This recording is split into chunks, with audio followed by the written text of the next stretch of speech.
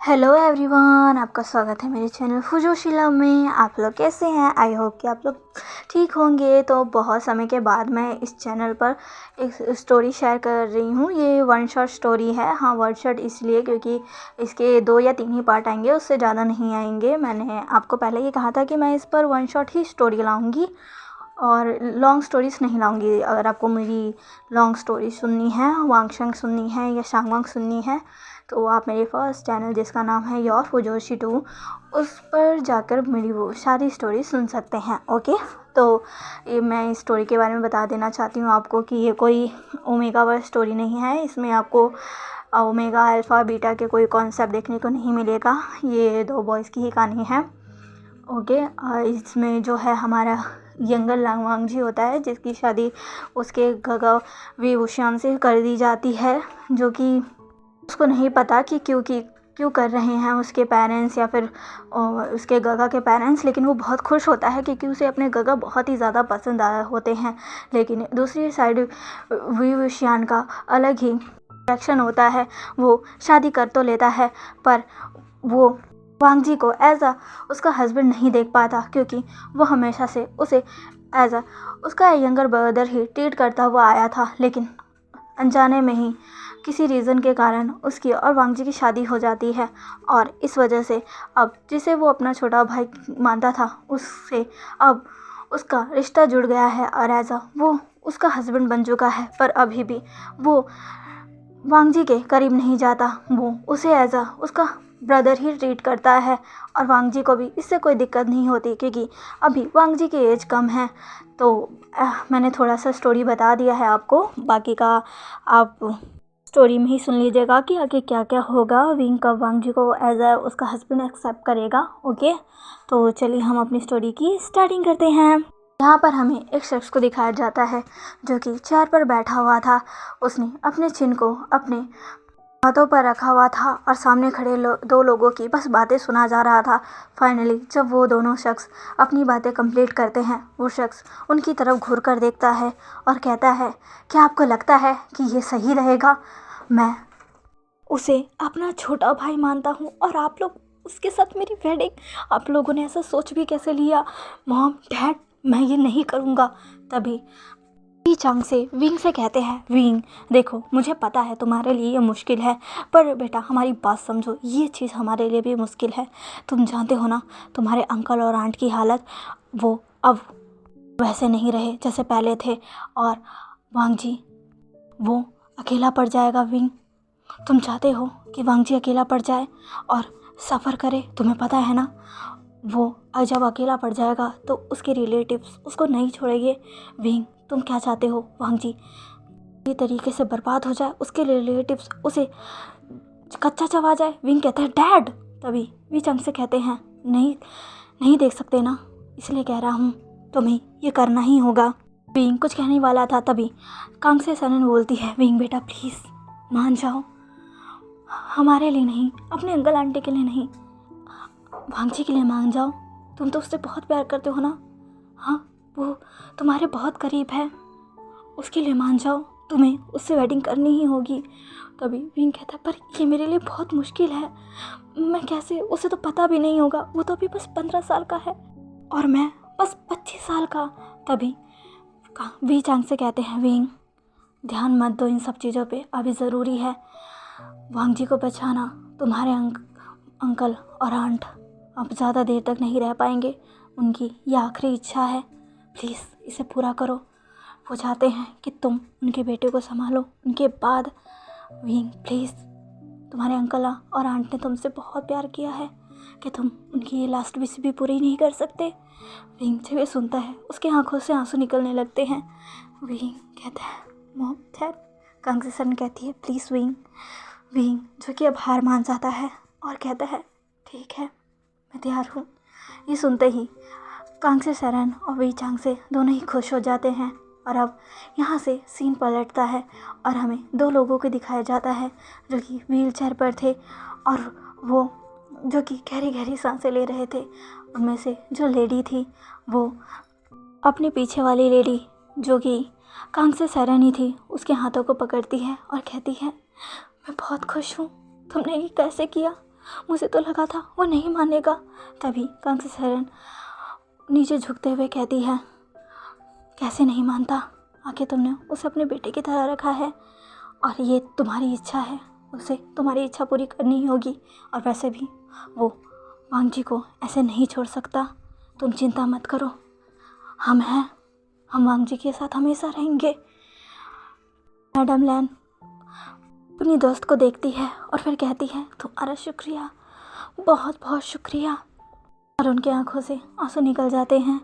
कुछ ही देर में विंग, जो कि अपने वेडिंग स्टेज पर आकर खड़ा हो चुका था, सभी लोग वहाँ मौजूद थे। कुछ लोग चौंके हुए थे तो कुछ लोग बहुत गुस्से में थे, पर वो कुछ भी नहीं कर पा रहे थे।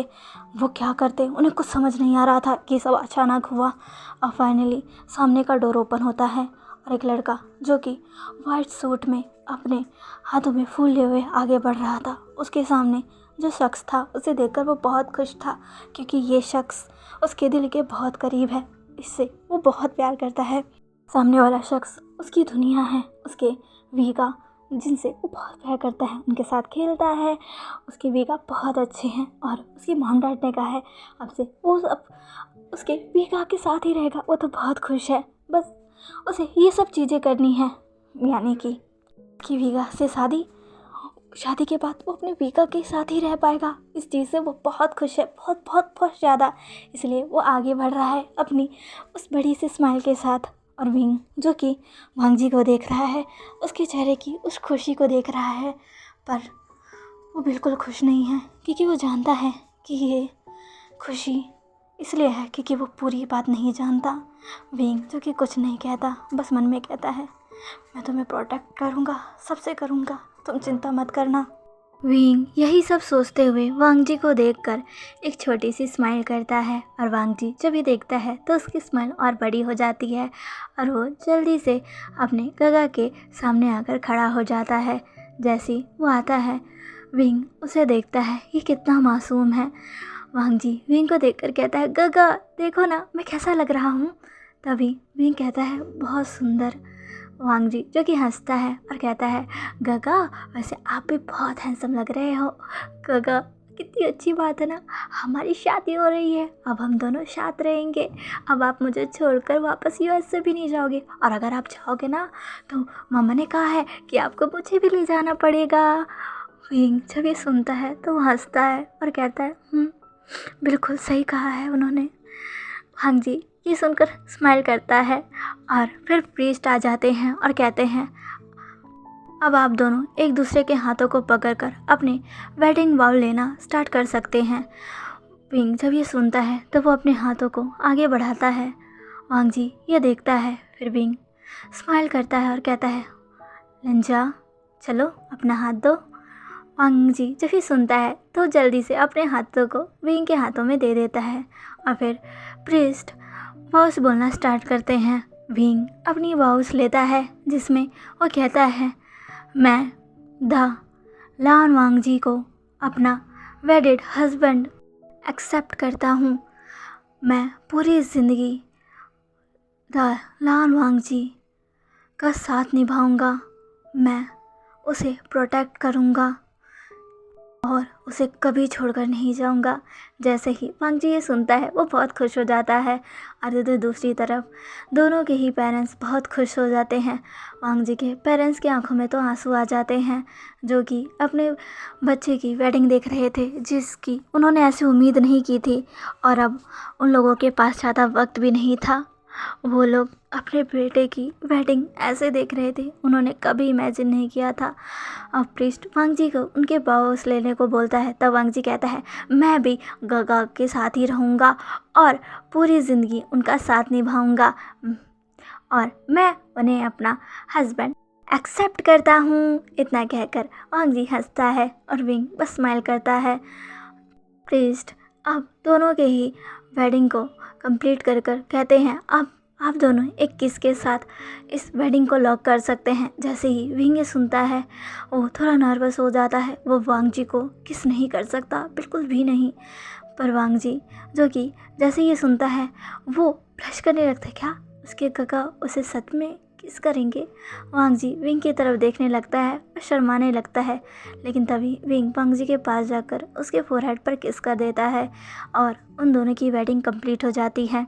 वांग जी ये देखकर स्माइल करता है और यहीं से उनके रिश्ते की नई शुरुआत होती है। उसके बाद विंग वांग जी को अपने साथ लेकर चला जाता है। अब लगभग 8 साल हो चुके थे विंग और वांग जी की शादी में। इन 8 सालों में विंग ने वांग जी का बहुत अच्छे से ख्याल रखा। जब लैन परिवार यानी कि मिस्टर लैन और मिसेस लैन जब गुजर गए थे और वांग जी उनके जाने के वक्त बहुत ही ज़्यादा दुखी था और बस रोता रहता था, कुछ खाता पीता नहीं था, तब विंग ने उसे बहुत अच्छे से संभाला था, उसे शांत करवाया था, उसे अपने हाथों से खिलवाया था। बहुत वक्त लगा वांग जी को ठीक होने में, पर उसके गगा उसके साथ थे, इसीलिए वो जल्द ही रिकवर कर गया। उसके बाद उसने पढ़ाई स्टार्ट की। विंग खुद उसे ऑफिस से आकर पढ़ाया करता और उसे सारी चीज़ें समझाता। वांग जी हर वो चीज़ करता जो विंग कहता, क्योंकि वो अपने गगा की नज़रों में बहुत अच्छा बनना चाहता था। वो चाहता था उसके गगा उस पर प्राउड फील करे, इसलिए वो कोई भी गड़बड़ नहीं करता था और जैसा विंग कहता था वैसा ही करता था। ऐसे ही उसकी शादी को 8 साल बीत गए। 8 साल में विंग ने वांग जी का बहुत ही ख्याल रखा है, लेकिन कभी भी अपने हस्बैंड होने का वांग जी पर हक नहीं जताया है। उसने हमेशा ही वांग जी को अपने छोटे भाई की तरह देखा और उसका अच्छे से ख्याल रखा और उसे हर वो चीज़ प्रोवाइड की जो भी वो वांग जी के लिए कर सकता था। अब वांग जी 23 साल का हो गया है और अपनी ही कंपनी को संभालने की तैयारी कर रहा है। अभी तो वी कंपनी और लैंड कंपनी दोनों को संभाल रहा है और वांग जी बस उसमें वर्क कर रहा है एज असिस्टेंट मैनेजर। वांग जी काफ़ी तेज़ और शार्प माइंडेड का है, उसके आइडियाज़ भी बहुत अच्छे होते हैं जो कि विंग को पसंद तो आते हैं, पर वो चाहता है कि वांग जी अभी बिजनेस की फील्ड में और अच्छे से तैयार हो और जब वांग जी पूरी तरीके से रेडी हो जाएगा तो वो उसके 25th बर्थडे पर उसे उसकी लैंड कंपनी जो कि विंग कब से संभालता हुआ आ रहा है वो वांग जी को सौंप देगा। वो अब वांग जी को लैंड कॉर्पोरेशन का CEO बना देगा और फिर वो वांग जी से पूछेगा कि क्या वो उनकी अनवांटेड शादी से आज़ाद होना चाहता है। विंग यही सब सोच रहा था, तभी उसे किसी की चेयरफुल वॉइस आती है जो कि कह रही थी, गगा गगा आप क्या सोच रहे हो। तभी विंग वांग जी को देखता और कहता है, लंजा मैंने तुम्हें कितनी बार कहा है तुम मुझे यहाँ पर गगा नहीं कह सकते।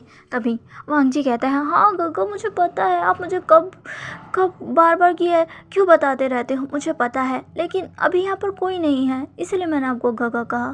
तभी विंग कहता है, फिर भी यहाँ पर तुम मुझे गगा मत कहो, किसी को पता चला कि हमारा रिलेशन क्या है तो ये हम दोनों के लिए ही ठीक नहीं रहेगा। वांग जी जो कि पॉट करता और कहता है, ठीक है जैसा आप कहे। तभी विंग वांग जी को देखता और कहता है, वैसे तुम यहाँ क्यों हो, अभी तो लंच का टाइम हो रहा है ना, जाओ लंच करो। तभी वांग जी कहता है, पर गगा मैं आपके साथ लंच करना चाहता हूँ। तभी विंग कहता है, देखो लंजा मैं अभी तुम्हारे साथ लंच नहीं कर सकता और यहाँ तो बिल्कुल भी नहीं, और वैसे भी मुझे एक मीटिंग अटेंड करने जाना है, इसलिए तुम अपनी बाकी दोस्तों के साथ अपना लंच एंजॉय करो, मैं मीटिंग अटेंड करने जा रहा हूँ। तभी वांग जी कहता है, पर गगा आप अभी मीटिंग के लिए जाओगे तो खाना कब खाओगे, गगा आपकी सेहत ख़राब हो जाएगी। तभी विंग कहता है, मुझे कुछ नहीं होगा, तुम जाओ लंच करो और मैं मीटिंग के बाद अपना लंच कर लूँगा, ठीक है। वांग जी कहता है, पर गगा। तभी विंग कहता है, लंचा मैंने कहा ना। तभी वांग जी कहता है, ठीक है। विंग अब अपने कोट को पहनता और कहता है, ठीक है जाओ लंच करो और मैं जा रहा हूँ, अपना ख्याल रखना। वांग जी कहता है और विंग वहाँ से चला जाता है। विंग के वहाँ से जाते ही वांग जी जो कि अपने दोस्तों के पास कैंटीन एरिया में आकर बैठ जाता है। उसके दोस्त नी हुईशांग, वैनिंग और वैनचिंग उसके साथ ही थे।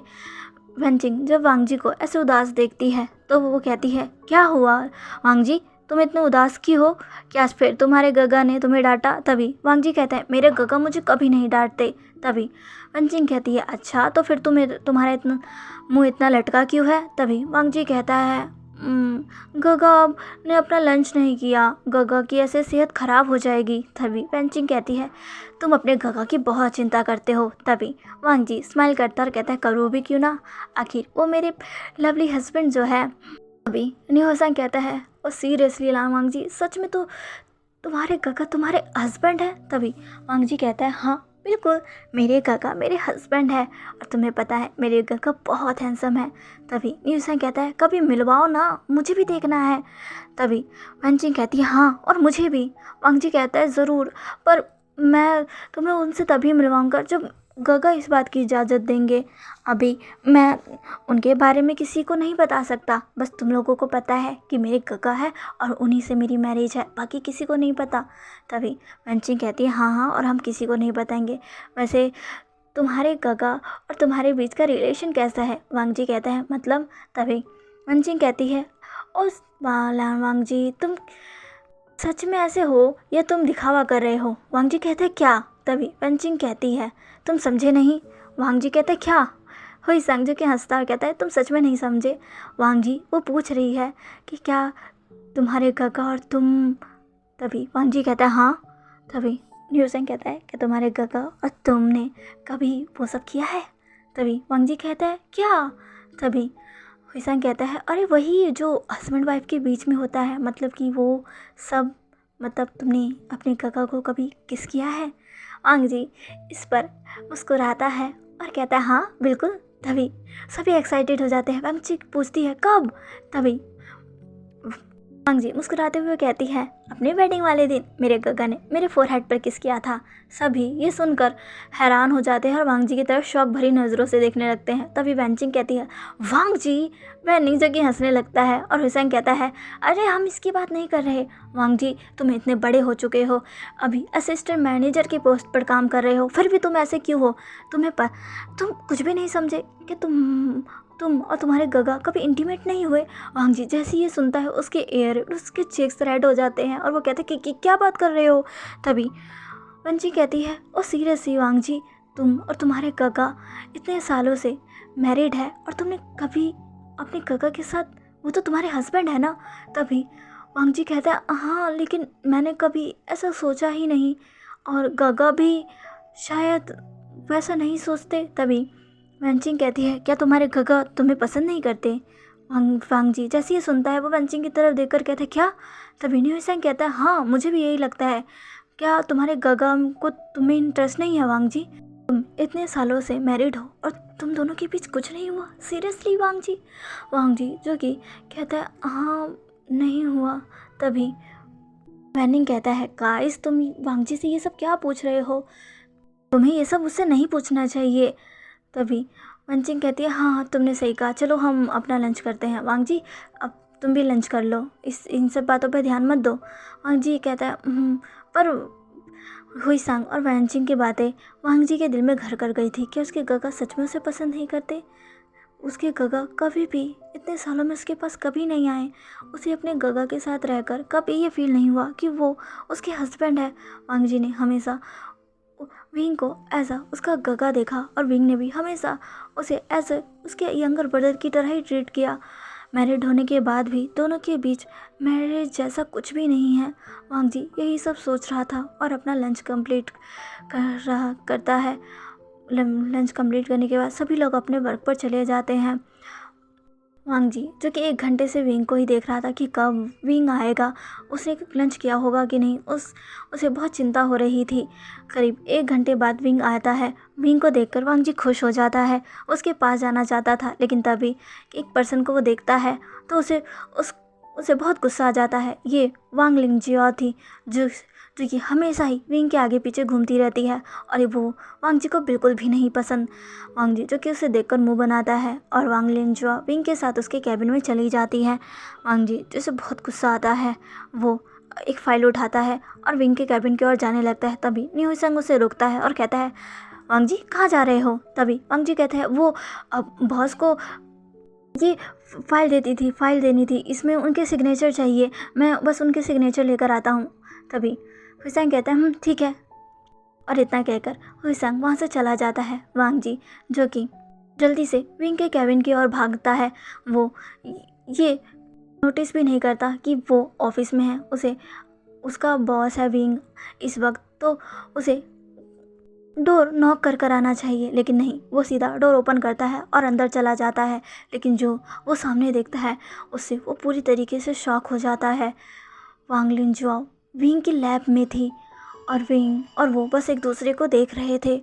वांग जी जैसे ये देखता है उसकी आंखों में आंसू आ जाते हैं और वो बहुत ही ज़्यादा गुस्सा हो जाता है। जैसे ही डोर ओपन होने की वॉइस विंग को आती है, वो देखता है कि उसके सामने वांग जी है। वांग जी को देखकर विंग जल्दी से लिनजुआओ को अपने से दूर करता है और कहता है वांग जी।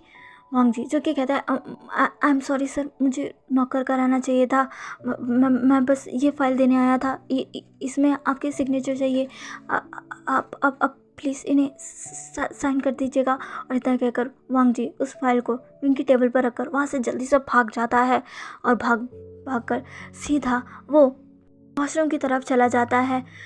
वेनिंग उसे रोकता है पर वो वेनिंग की भी नहीं सुनता और सीधा जाकर खुद को वॉशरूम में नॉक कर लेता है और फिर वहाँ पर वो रोने लगता है। उसे ये सीन देखकर बहुत बहुत दिन में पेन हुआ था। उसे हमेशा ही वांग लिनजुआ पसंद नहीं थी, वो विंग के आगे पीछे घूमा करती थी। जब भी वांग जी वांग लिनजुआ को देखता था तो उसे एक इरिटेशन सी फील होती थी, पर आज जब उसने उसे विंग के साथ इस तरह देखा तो उसके दिल में बहुत बहुत शार्प पेन हुआ और अब उसे हुईशांग और वेनचिंग की वो बातें याद आने लग गई कि क्या सच में उसके उसके काका उसे पसंद नहीं करते। वांग जी यही सब सोच रहा था। उसे कुछ समझ नहीं आ रहा था कि वो क्या करे। उसके काका वो किसी और के साथ थे, वो इमेजिन भी नहीं कर पाया था ऐसी चीज़ों को, और उसने अपने सामने ये क्या देखा। इधर दूसरी तरफ विंग जो कि लिनजुआ पर गुस्सा कर रहा था और कह रहा था तुम खुद को संभाल नहीं सकती। तभी लिनजुआ कहती है आई एम सॉरी सर, मेरा पैर स्लिप हो गया था और मैं गलती से आपके ऊपर आ गई। आई एम सॉरी सर, मेरी ऐसी कोई इंटेंशन नहीं थी। I am really sorry sir, मुझे माफ़ कर दीजिए, आइंदा से ऐसी गलती नहीं होगी, मुझे माफ़ कर दीजिए सर। विंग जिसे कहीं ना कहीं पता था कि लिनजुआ झूठ बोल रही है, पर वो उस समय लिनजुआ को कुछ नहीं कहता और वो सीधा बाहर चला जाता है। बाहर आकर वो वांग जी को ढूंढने लगता है, लेकिन वांग जी उसे कहीं नहीं दिखता।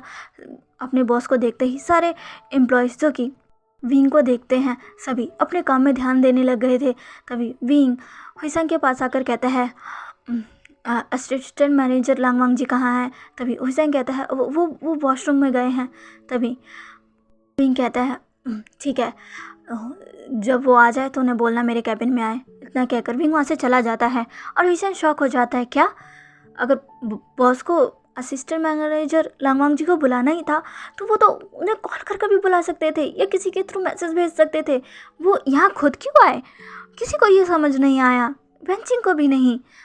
कोई भी इस पर ज़्यादा ध्यान नहीं देता और फिर से अपने काम में लग जाता है। इधर दूसरी तरफ आकर विंग बहुत फ्रस्ट्रेट हो जाता है कि ये वांग जी ने क्या देख लिया। उसे ये एक्सप्लेन करना होगा कि उसने जो देखा वो सब गलत था, उसने ये कुछ भी नहीं किया। विंग यही सब सोच रहा था।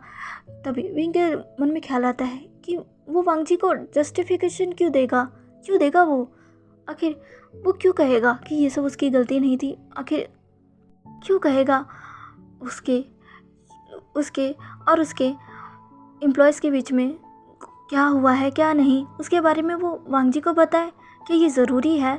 और वैसे भी 2 साल बाद तो ये रिश्ता ख़त्म ही हो जाएगा। विंग यही सब सोच रहा था और वो अपने चेयर पर बैठ जाता है। इधर वांग जी करीब आधे घंटे के बाद वहाँ आता है और जैसे ही वो आता है हुईसंग कहता है कहाँ थे तुम, कितनी देर बाद आए हो, तुम्हें पता है बॉस ने तुम्हें बुलाया है, जल्दी से जाओ। तभी वांग जी कहता है क्या। हुईसंग कहता है तुम्हें बॉस ने बुलाया है, जाओ जल्दी जाकर मिलो, पहले ही तुम लेट हो। वांग जी कहता है ठीक है। वांग जी अब जाता है और विंग के कैबिन के डोर को नॉक करता है। विंग जो कि कहता है अंदर आ जाओ। वांग जी अंदर जाता है और कहता है आपने मुझे बुलाया सर। विंग जो कि वांग जी को देखता है जिसने अपना सर नीचे किया हुआ था और वो कुछ नहीं बोल रहा था। वांग जी को ऐसे विंग ने कभी नहीं देखा। वांग जी जब भी उसके कैबिन में आता वो बहुत खुश हो जाता और वो अपनी लिमिट्स भूल जाता और उसे गगा गगा कहने लगता, पर आज वो बिल्कुल चुप है, कुछ नहीं कह रहा और उसने विंग को सर बोला।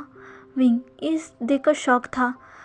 तो चलिए गाइस, आज के लिए बस इतना ही। आज का पढ़ा हुआ कैसा लगा प्लीज़ प्लीज़ प्लीज़ मुझे कमेंट करके ज़रूर बताइएगा, और प्लीज़ मेरे चैनल को लाइक शेयर एंड सब्सक्राइब ज़रूर कर लीजिएगा। ओके, मिलते हैं इसके नेक्स्ट पार्ट में। बाय।